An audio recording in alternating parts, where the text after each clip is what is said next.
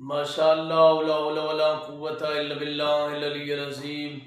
औज़ु बिल्लाहि मिनश शैतानिर रजीम। बिस्मिल्लाहिर रहमानिर रहीम। इन्नल्लाहा व मलाइकतहु युसल्लूना अलन नबी या अय्युहल्लज़ीना आमनू सल्लु अलैहि व सल्लिमू तस्लीमा। अल्लाहुम्मा सल्लि अला मुहम्मदिन व आलि मुहम्मद। आज हमारा अहम मौजू है कि सवाल किया जाता है कि शियान अली इब्न अबी तालिब सजदागाह क्यों साथ रखते हैं और सजदेगाह पर सजदा क्यों करते हैं, इसकी क्या वजह है। सबसे पहले मासूम ने फरमाया है कि मोमिन की 5 अलामतें हैं। उनमें से पहली ये है कि 51 रकात नमाज पढ़ना, नमाज में बिस्मिल्लाहिर्रहमानिर्रहीम बाबा से बुलंद पढ़ना, और उसके बाद सजदागाह पर सजदा करना, ज़ियारत अर्बईन पढ़ना और दाएं हाथ में अकीक की अंगूठी पहनना। ये मोमिन की 5 अलामत हैं, जिसमें सजदागाह पर सजदा भी है। और उसके बाद सजदा होता किस चीज़ पर है कि जो ज़मीन से चीज़ें उगती हैं न वो खाई जाती हों और न पहनी जाती हों, उस पर सजदा होता है। सजदे में सबसे जो ज़्यादा फ़ौक़ियत है वो ज़मीन पर, यानी पाक ज़मीन पर सजदा करना ज़रूरी है। अगर ज़मीन पाक ना हो तो उसके बाद खाक पर, पत्थर पर, रेत पर अगर ये भी मुयस्सर ना हो तो उसके बाद घास पर भी सजदा हो सकता है। मादनियात पर सजदा नहीं हो सकता। सबसे पहली चीज़ है कि पाक खाक पर यानी पाक मिट्टी पर सजदा करना ज़रूरी है। तो ये सवाल ये होता है कि शियान अली इब्न अबी तालिब अपने हाथ में, अपनी जेब में सजदेगाह रखते हैं और जहाँ नमाज पढ़ते हैं सजदेगाह निकाल लेते हैं।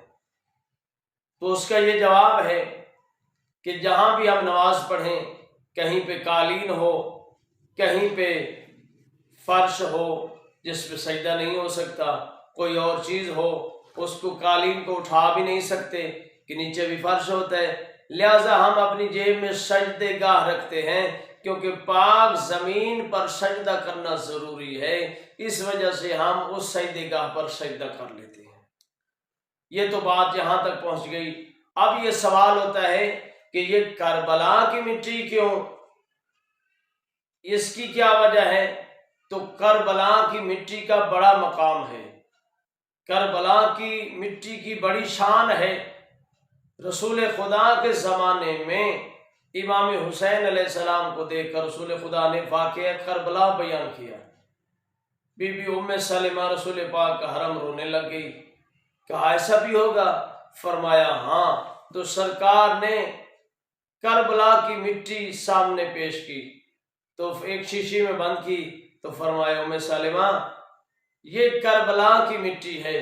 61 हिजरी जब ये करबला की मिट्टी सुर्ख हो जाएगी तो उस दिन मेरा हुसैन शहीद होगा। तो ये भी रिवायत है कि मासूमीन अलैहिमुस्सलातु व तस्लीम इमाम जाफर सादिक अलैहिस्सलाम भी खाके करबला साथ रखते थे। जब नमाज का वक्त होता था तो खाके करबला सामने रख कर उसका सजदा करते थे। तो फिर क्या हुआ, उस खाक के अंदर पानी डालकर उसकी मिट्टी की टिक्की बना ली जिसके ऊपर सजदा करते हैं, क्योंकि करबला की ज़मीन के बड़े फ़वाइद हैं। खाकी करबला का बड़ा मकाम है, ये शिफाअत के लिए भी है और इसके ऊपर सजदा करना ज़्यादा सवाब है। पाक मिट्टी के ऊपर सजदा करना ज़रूरी है, लेकिन अगर करबला की मिट्टी हो तो उसका और ज़्यादा सवाब है। इतने फ़ज़ाइल हैं करबला की मिट्टी के कि बयान ही नहीं किए जा सकते। तो इस वजह से शियान अली इब्न अबी तालिब इमाम हुसैन के साथ अकीदत ये भी है कि करबला की मिट्टी साथ रखते हैं। और अगर ये सवाल किया जाता है कि जब हम सजदेगाह पे सजदा करते हैं तो क्या नाक का भी ज़मीन पे लगाना ज़रूरी है, तो ये ज़रूरी नहीं है। एक और सवाल होता है, ये सुन्नत है, सवाल होता है कि सजदेगाह एक बुलंद हो, उस पे सजदा कैसा है।